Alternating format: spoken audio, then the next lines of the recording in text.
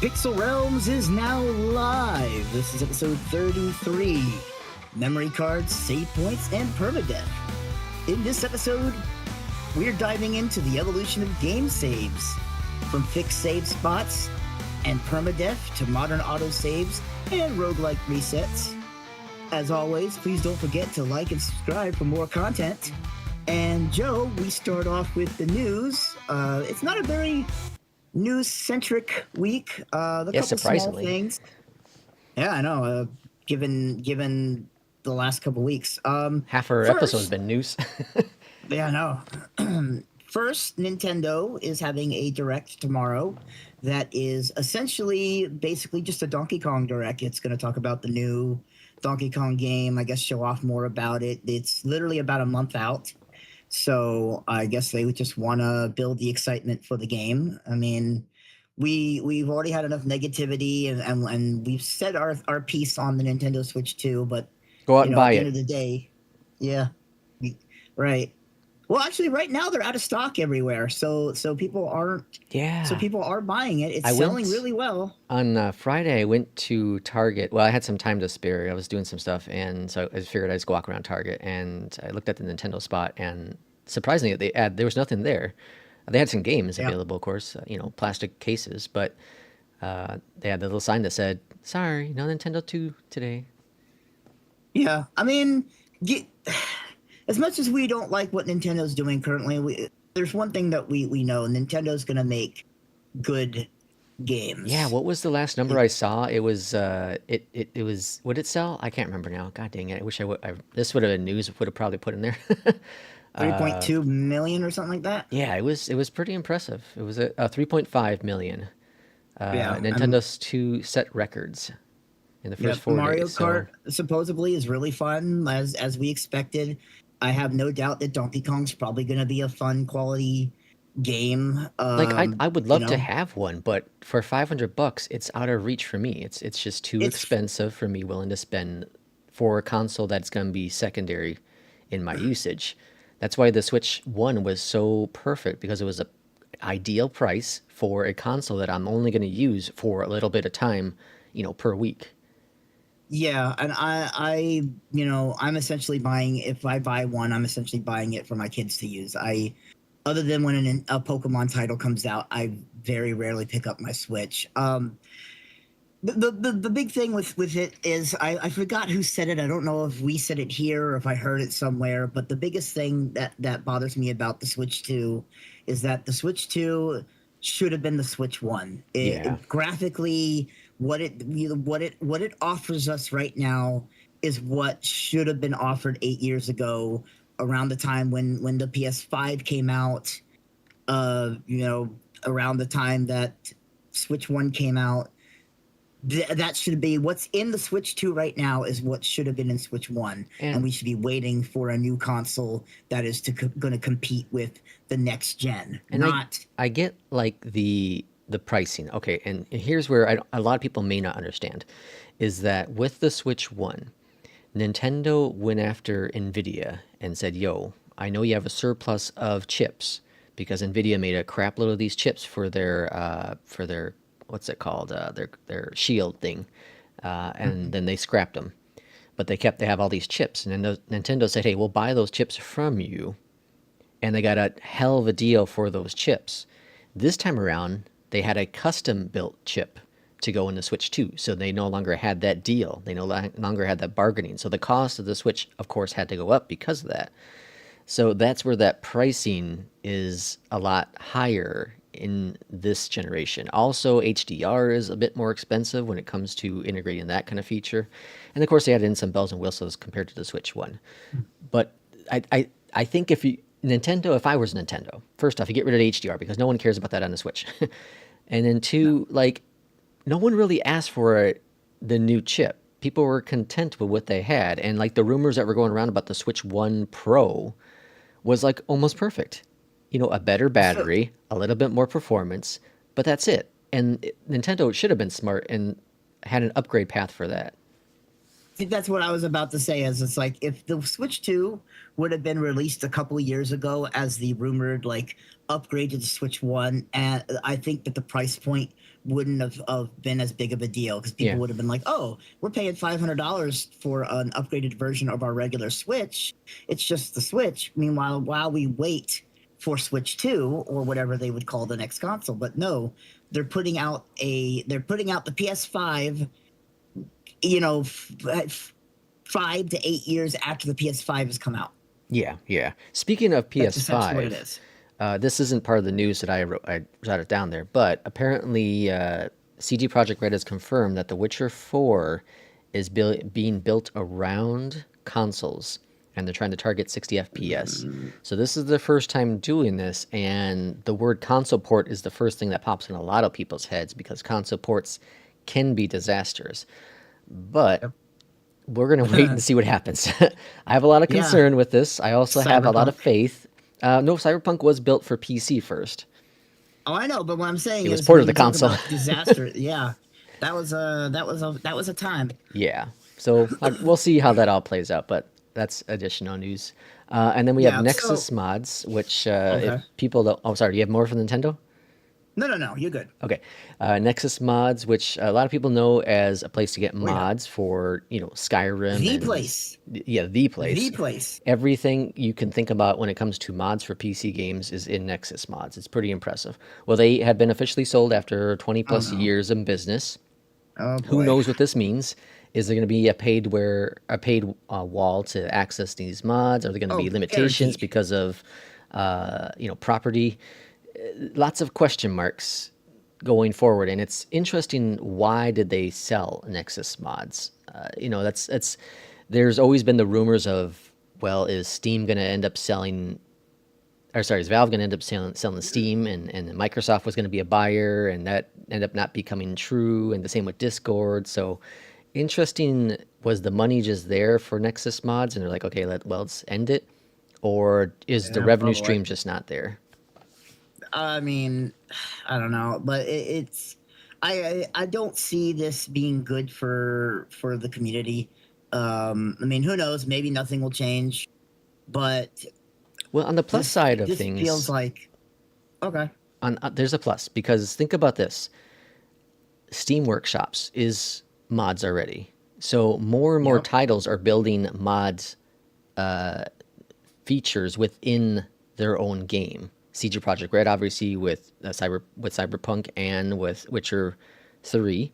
And then we play Ready or Not, which has mods built into it. So there are more and more games that are building mods, a mod feature within their title itself. So maybe Nexus mods isn't going to be as necessary going forward.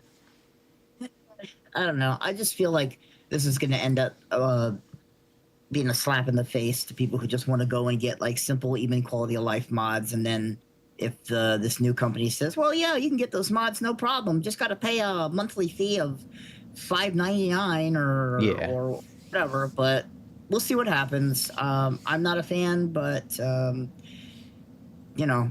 And speaking of not being a fan, well, I guess Chris Perkins and Jeremy Crawford were no longer fans of Wizards of the Coast because I reported a couple weeks ago or a month or two ago that Chris Perkins, after 20 some odd years at Wizards of the Coast, stepped down. And lo and behold, they have signed on and joined Critical Role owned company, Darrington Press. Chris Perkins is being hired as the, I guess you could say, the game director, and Jeremy Crawford is going to be the lead, I guess, game designer. And what that means is that these two massive, massively important figures for Dungeons and Dragons, the Dungeons and Dragons that most of us know, at the height of the popularity of the last 5 to 10 years, these two guys were two of the biggest people, to head that, and they're joining Darrington Press. Means that the stuff that they're going to put out, including the new system Daggerheart, which was created by not just Matthew Mercer, he had a part in it, but someone who works over at Critical Role, and it's supposed to be that for that long form storytelling, like dungeon crawling type things. Essentially, maybe a replacement to for Dungeons and Dragons. So I think it, that's kind it's of where the future is going. I think Critical Role, their success has been bigger than just content creating. Uh, yes. their their success has transformed the world of Dungeons and Dragons, and I think Hmm. fans of that gaming. I think it's all positive for them. Like they seem to be very Yeah. genuine, good people. They seem to be very passionate about what they do. They don't care Hmm. about the money. They don't care about the fame. They just care about having fun, and that's really cool to see in a community like that for sure. So I'm super excited for Yeah. everyone who's involved with Dungeons and Dragons because like the next 20, 30 years could be impressive unless they end up selling Critical Role to some company like we just No, talked about with never going to Nexus Mods. happen. Critical Role is Matthew Mercer and Marisha Ray, his wife's passion. You could tell how much he loves it when he's out there telling his stories and being the DM, and when you hear interviews. So I'm very excited for the future of just tabletop role playing in general because it's coming from fans of the genre putting love and attention into the genre.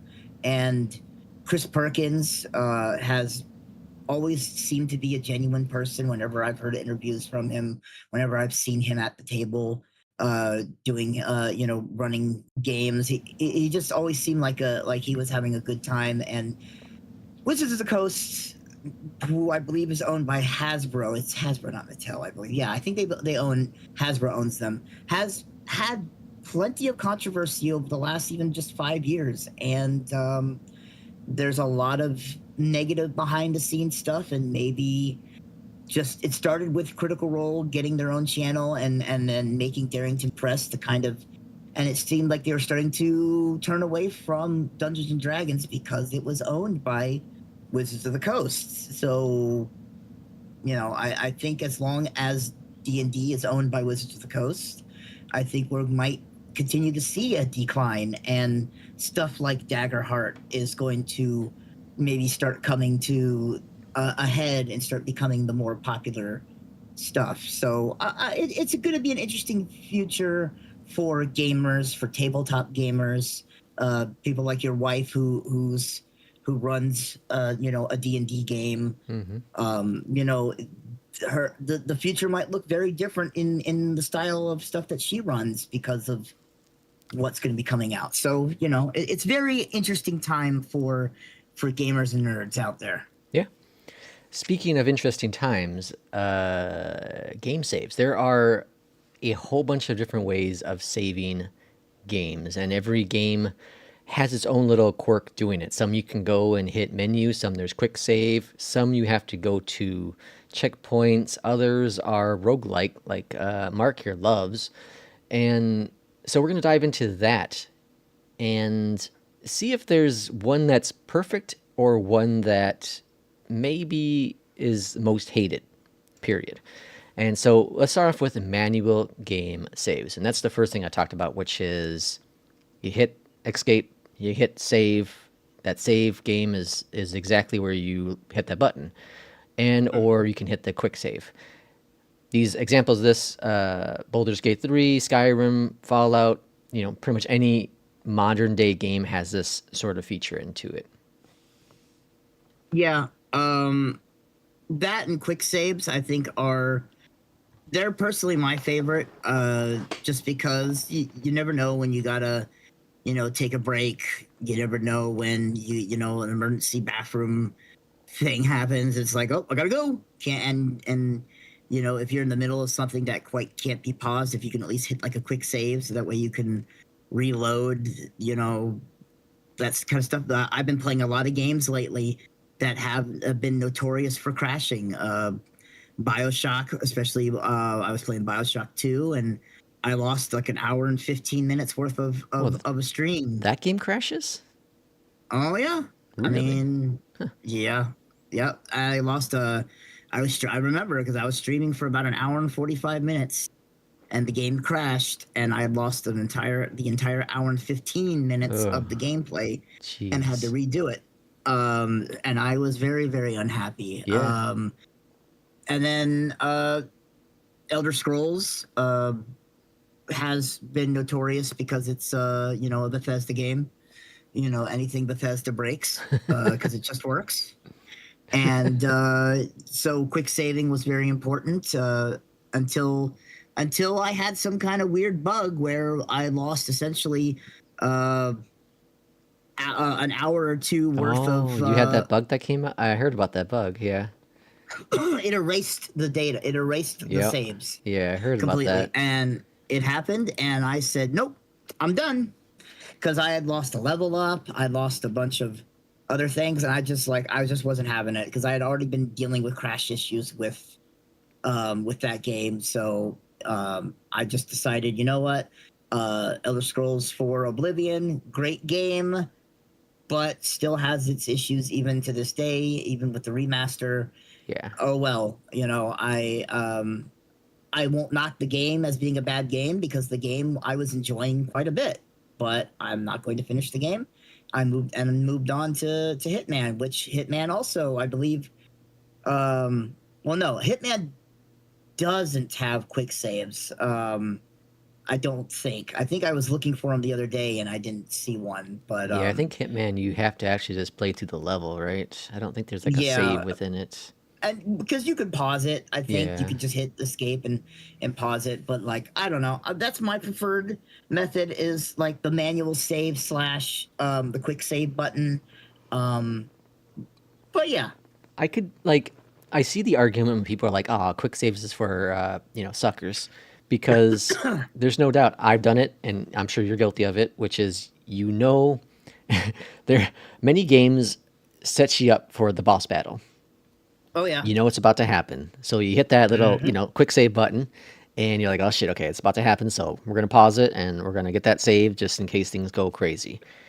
oh yeah, And so it gives you that opportunity to think about, well, should I go back before? Should I level up more? Should I go find some more crap before I go forward and take out this boss? Or do you jump on in and just take out the boss? And so hmm there's that factor into it for sure. It as doesn't. a big fan of Final Fantasy, I always knew when a boss fight was coming up when you'd be going through a series of, I don't know whether it'd be a dungeon or whatever, and then there'd be like that checkpoint where you just knew, like, there's the save point right there. Once you go past that save point, something shit's about to go down. Yeah. And so I did plenty of that with my in my younger RPG days. So, and yeah, uh, games like Dark Souls, you kind of always know when there's that wall there that you know that you could step through to Hmm. start the boss fight. So you always know, okay, time to hit the save button or hit the whatever the frick it's called, the fire pit. Oh yeah, yeah, Uh, you know what I mean? Where yeah, it resets your stuff and lets you spend your souls so yeah. that you can level up. Because if you die, you drop your souls and you have to go back and get them. So I don't yeah, I don't dislike save points because so Resident Evil is very big with this with the typewriter, the Alien hmm Isolation game. You had to go find a little thing on the wall, and I just had another game in my head that had saves. Oh, the Star Wars Fallen Order and Survivor both have little the force field little thingies. circle, Yeah, yeah, the little circle thing that you sit in. so I like those because as long as there's enough of them, those are cool. And what I really liked about the Star Wars one is that if you save and if you regenerate your health at that save point, it then spawns back the enemies. And I thought Yeah, that's a clever reward kind of system. Like, do you go it's the forward or Dark not? Souls system. Yeah, I like that. When you go to a bonfire, it resets a lot of the world, so you can go back and re-kill enemies and get more XP and whatnot. So Yeah, it's definitely effective. I like it. I think it's a good way to challenge yourself. Okay, well, my health is half. I can fill up now, or I can go forward and see if I can get some, health packs down the road. And so there's that challenge in there. You're playing the odds of what's going to happen, or you can just cheat your way and go full health, but then you have all these enemies again. So I don't know. I like that. But like so yeah, as long as so they did change with what's it called? To Dead Space. With the Dead Yeah. Space remake that came out not too long ago. That used to be the feature in the game where there was certain save points that you had to go to. And with the rebooted one, from my understanding, if my memory serves me correctly, because I played it, you could save whenever you wanted, and that really upset a lot of people because it removed a major element of that game. But I thought it actually made it better because in that kind of game, it's spooky, it's scary, there's a lot of crap going on. It gives you the opportunity to save it. You don't have to save, you can keep going if you want to, but it gives you that opportunity to save. Everyone who makes a big deal over that kind of thing is someone who has too much time on their hands. Yeah. Like, if that's the thing you're gonna complain about, like, come on, like, real life happens. Yeah. You know, regardless of what game you're playing, whether it has an auto save feature, a manual save feature, whatever, shit can and will happen. So being able to save your game whenever you want, because let's say there's a knock on the door, or your wife calls and says she needs help bringing in the groceries, or your kid takes a tumble and is crying, and you need to make sure that they're okay, or your animal gets sick, or just stuff like that. And people that are crying over, you can say whatever you want, it takes away from nothing from the game, you crybabies. Please, The next is please. autosave. So these are games that automatically save as you progress through the story. There is no quick save, there is no save points. It auto generates the save. So Call of Duty games, Uncharted, Tomb Raider. Actually, I thought there was a save in the recent Tomb Raider games, the modern Tomb Raider. Don't remember, it's been a while since I played Yeah, them. they were the camps. They were the camps. They were the fire. Yeah, you're right, you're Yeah. right, So that's you're that's right. wrong. Maybe the old school Tomb Raider had no, I think the old school was to save whatever you want to. Either way. I don't remember. Yeah, so these are, after a mission, it's automatically saves. During a cutscene, it would automatically save. And it's the game deciding when to save, when the save is best. And while this could be good and bad, I personally like to have the control of the save. So if I want to go to a Yes. save point, I can save there. If I don't want to, I can keep on trucking. Or have the option of saving whenever the hell I want to. I don't like Yeah, the auto save. autosaves are good for like occasional like placeholder spots, but Yeah. not being able to save yourself is just asking for a lot of frustration in your game. So I was just No one wants to playing. replay content that they've worked hard for. Like, if you're Yeah. playing a game, and let's say you're playing a game on a higher difficulty, or the game is something that you're particularly struggling in. Nobody wants to be like, oh, I struggled for an hour and a half and died, and it put me back at this last save point, Yeah, I was this just last playing autosave. some of the Indiana Jones game again, just kind of going back and finding some stuff. And in that game, there is no autosave, or sorry, it has autosave, auto checkpoint system, which Hmm. at one point frustrated me because I'm going through a dungeon. I was like, okay, I don't have a lot of time to do this anymore, so it'd be a great time for me to save, but I couldn't. I had to wait for the little thing to say that it was auto saving. So there's a Hmm. situation where life got in the way where I was like, okay, I don't have time. I have to hurry up, get to a checkpoint so I can get the hell out of here. Yeah, that's kind of why I liked why I started liking stuff like some of my roguelites, because Hmm. of that very reason. Because most of the time, if depending on the game, depending on the roguelike, uh, your run lasts maybe 20, 25, 30. Maybe some of the more advanced games can last like an hour. So I think Hades 1, if I did a full run and completed, everything, I think it would last about an hour. Um, but, you know, you play those kind of games knowing what time you have. So it's like, oh, I need to kill an hour. All right, cool. I'll do a run in Hades. Oh, I need to kill a half an hour. Well, then I'll play this, roguelike game, random whatever the fuck game I'm playing at the time, where it's like, that um, do that. Another good example is Vampire Survivors. Ah, Uh, yeah. 20 minutes till the Grim Reaper would spawn.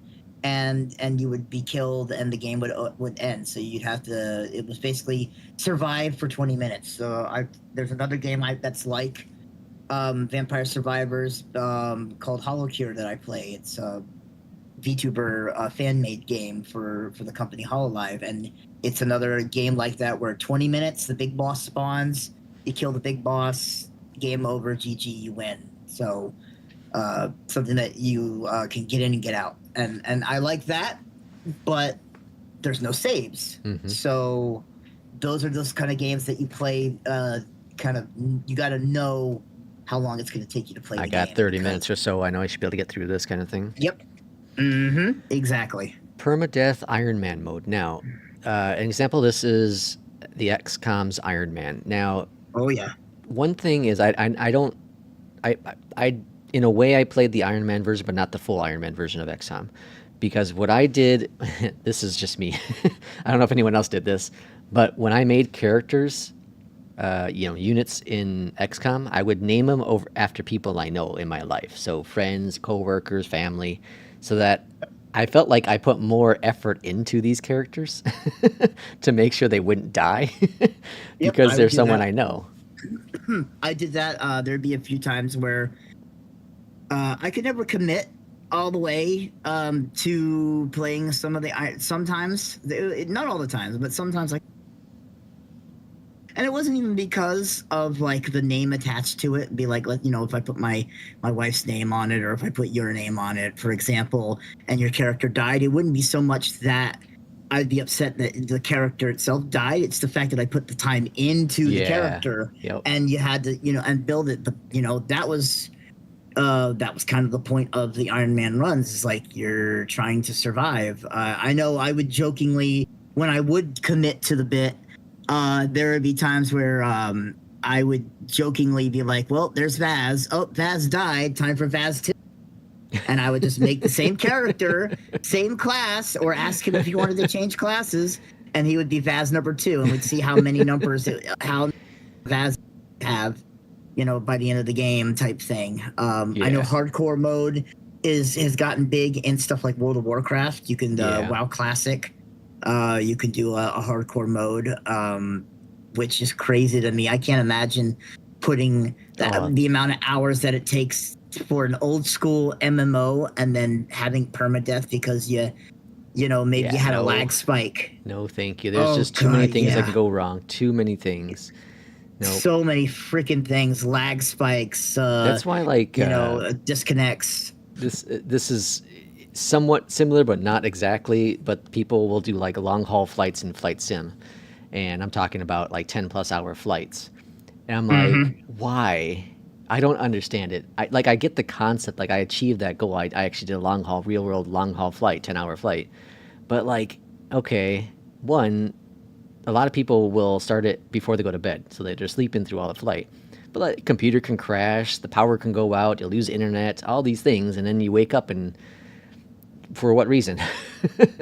Computer crashed, or whatever. So I don't know. It's crazy, but I understand again why some people do it. It's the accomplishment. I did a 10-hour, 12-hour real world flight as a pilot in the sim. All right, cool. Check that off your box. One time and you're done. Yeah, but that's what it is. Like, I guess it's cool to have for like a bucket list type thing for your games, but as like an overall feature, I've always found that crazy to me. I guess because I'm the kind of gamer that I like to put my time and attention into the character and build the character to my specific ways, and then for example, whatever XCOM or Diablo or obviously World of Warcraft, where it's like I built this character, I know this character, letting him, everything, something can happen and they die and then they're on. It's like, no, I can't. It's very hard. It's one of the main reasons why I don't do, I don't really do Pokemon Nuzlocke, because that's another big thing. It's like you play a Pokemon game where the Nuzlocke are where, you go to a new route or a new zone and you catch the first Pokemon that shows up there, if you don't have it, that is. And when you capture it, you can't capture another Pokemon in that area. again, and you have to name it, and then if it quote unquote faints or gets knocked out during battle, it's essentially dead. And some people won't go as far as to release them, and they'll just put them in in their their bank, their Pokemon bank. But like the original thing was that you had to release the Pokemon like it was dead, like it died, and so you released it to you could never get it back, kind of Mm. thing. So, and that's a hardcore thing that people have done for years, and I could never make myself do that either because I just put so much time and effort into those kind of characters and those kind of games where I'm leveling them up and building their power that one little mistake and they're gone for good. Like Well, I just, yeah, it's people, now. there's the real world race. It's a 24-hour race, and again, real world. It's in I think it's in France or something. But anyways, people Is recreate it the that rat in race? no, people will recreate that in some of the racing sims. And so in real world, in real time and multiple drivers, they will do this 24-hour race. And I just imagine you did 23 and a half hours worth of racing, and all of a sudden you make one wrong mistake, or a tire blows, or it starts to rain and it gets slick and you drive into the grass, and you were in first, or the top 10, whatever it be. That is crazy to think you put all that time into it consistently, all for nothing. Yep. But I guess racers do that in real life. You NASCAR guys, they drive around in circles for 5 hours to hope to get first place. Yeah, that's true. Roguelite saves, like This I is all said, Mark here.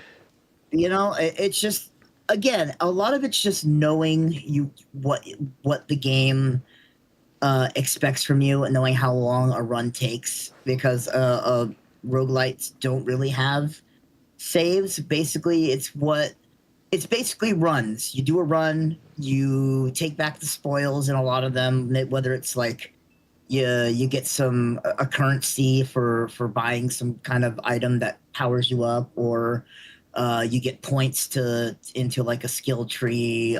With Hades, it was you would power up your weapons and other things throughout the thing, or unlock buffs for the runs and whatnot. You never really leveled the character, and you never really saved the game.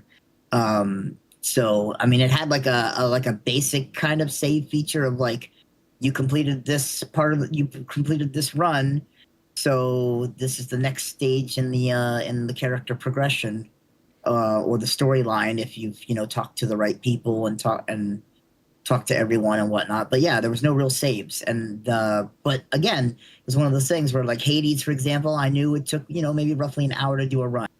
Vampire Survivor takes about 20 minutes to do a run.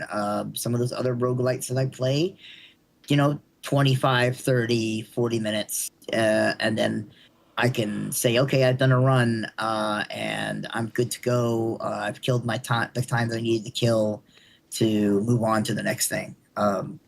So it's not about the saves. It's about knowing the game and knowing how much time the game takes to do something in it, and then knowing your own time. Yeah. Limited save resources. So this would be like Resident Evil's iron ink ribbons, Iron. where you only have, or you have to go collect, let's say, quote unquote, your save. And I think Don't this like is, it. well, okay, so let's talk about it a little bit. Why? I just being it limited saves. I mean, you and I both talked about like real life shit can happen. You don't want to have to pick and choose when you want to save or be like, I can't save if I don't have an ink ribbon. I have to find another ink ribbon so I can save. Like that's just not. It's not viable in today's society. In today's society, where we're a lot more busier, this kind of stuff, those kind of saves just it ain't it. I like the idea, the concept behind them, but yeah, Maybe for a challenge mode, yeah. yeah, like it'd be to do a new game plus mode with that feature. I think would be kind of cool because you've already played the game, you've enjoyed it, and now you want to play it again, but you want a little bit more challenge, but not like not like Dark Souls kind of challenge. You want just it might Yeah, be a save I challenge. mean, that's fine for like a new game plus or a special feature or like one of those games that has like permadeath where it's like you have permadeath and you have limited saves. So like if you do have to stop, you could stop, but you have to wait until you have a certain requirement to save. So and maybe that adds to the challenge of the permadeath or whatever. It's got its perks, for in certain ways like for like maybe challenge modes, but not as like your main source of saving content. It's just not viable. Speaking of new game plus modes, game whatever it's called, how often do you go back and play using that mode, Mark? Almost never. Yeah, it seems like Very, it's. very, very rarely. I just don't feel like it's is used as much as just maybe developers think it is. I just think it depends on the game, and I feel like if the game is something that I really liked and I want to play it again and again, then okay. But a lot of the times, those kind of games that for me are roguelites that don't have a new game plus. It's just play it over and over again to optimize your builds. Super powerful, and you can get through the runs even faster. The other thing we forgot to mention. What did you think of back in the day when you had to have a memory card to save your game? Because I hated it, but it wasn't that big of a deal because at the time that was the only way. Like you went from, I don't know, like I don't remember Super Nintendo back in the day having a save feature as often, but like when PlayStation and some of the later systems came out, it was like, well, you have to have the memory card or playing the till and not shutting it off. I like the idea because you were able to take that memory card over to a friend's house or something and Yes, continue. that was cool. And now, like, you kind of sort of can. You just have to log in your Steam account or your Yep. Xbox account. So, like, it's available, but not the same. There was something about those memory cards that were kind of cool. Dreamcast it was, I think, the last might have been the Dreamcast last was console really that had good. it. Is It that had correct? like a little. It wasn't the last one to have it, I don't think, but it had the little. You There was sure? a little screen on it. Yeah, I want to say Nintendo, like because the either GameCube came out GameCube. I want to see. before. Was the GameCube before or after the Dreamcast? I want to say it was after. I don't think GameCube had the memory card, but the 64 did. Yeah, And 64 64. was out around the time of the Dreamcast, I think. I might be wrong, but the cool thing was with Dreamcast, it had like a little not an LED, but it had like a little tiny screen on it, Yeah, and it sometimes had some stuff there. it's like a So Digimon. that was yeah, so that was kind of cool. But yeah, that's another thing. Like it was a product of the time, right? Like Yeah. at the time, it was a new feature, it was a new way. So it was people were able to save and whatnot, and now it's just not that kind of viable thing. I think about just this past weekend, I had to do a full reformat of my computer, as you know, and I had been playing through Hitman. I had started Hitman, and could you imagine? I don't know, not having like the cloud save or whatever the You Steam know saves, and what's wild though? It's 2025. There are still games that are being made that don't have cloud saving. that's crazy to I me. don't remember But which I'm game it not was. surprised. There was some game I was playing last year, or no, sorry, the year before that, 2023. It would have been, but either way, it's still 2023, and I lost all of my save because there was no cloud saving, Mm, and it's a Steam that's game. terrible. That's crazy. Like I don't know if you have to pay more to have it save.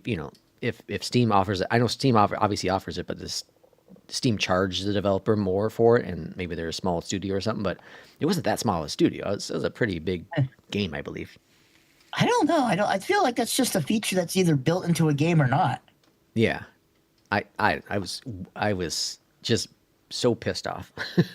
So pissed off. I had put whatever 30, 40 hours into it and I was pretty far. And like the same, okay, so I recently the Doom Dark Ages game came out last month sometime. And Hmm. so I had bought Game Pass for a month so I can play it. And I had fun playing it, whatever, but then I got this new graphic card that came with a free copy of Dark Ages for Steam. So I, of course, popped in the code, and now I had the Steam version. But because I was playing through on the Xbox version, it didn't carry over my progress. Yeah, so I had to start over again, which is okay. It's Doom, so it's whatever.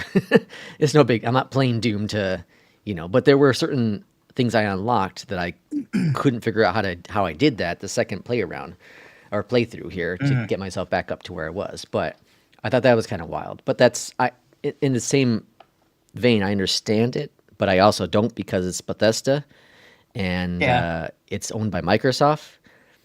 And so what the hell? It was different versions, just like the Epic Game Store. That's true. Epic has their version, and if you have the game on Epic and the game on Steam, they're not going to be the same saves. Although you might be able to go into like a save file and transfer that way, but some people were for the able most to. part usually can't. Yeah, so the same thing happened with the previous Doom game, is that people were playing it on the Xbox version, the Microsoft Store version, and then they were able to find the save file and transfer it over to the Steam version, but that no longer works with the new version because of whatever way they decided to change the way the game's saved. But yeah, so save games, as clearly Mark and I both prefer save whenever the hell you want, or save points if definitely. number 2. But definitely save wherever you want is ideal, especially as like Mark said, it's about, you have a life, and like, okay, Time so management. yeah, life happens. The game is meant to be enjoyed and played the way you essentially kind of want to, or with the time that you have, and it shouldn't rule your life because you can't stop the game. It's kind of like when gaming started becoming big online, and dad would be like, go take out the trash, and you had to try and make it clear to them, and they didn't understand it, like, Dad, I can't pause the game, I'm playing with other people, and it's like, I don't care, that they can wait for you, and it's like, but that's not how it works. Get up, boy. I'm sorry. Oh boy, Mark reacting his life there. Oh, sorry, flashbacks. What happened? Well, anything else to add to this episode, Mark? No, that was it. All right, flashback, Mark, and I don't know. You want to shout out your? Oh yes. I am streaming over on Twitch, twitch.tv/HisokaRPG. I generally stream Tuesday, Wednesday, Thursday, and Saturday.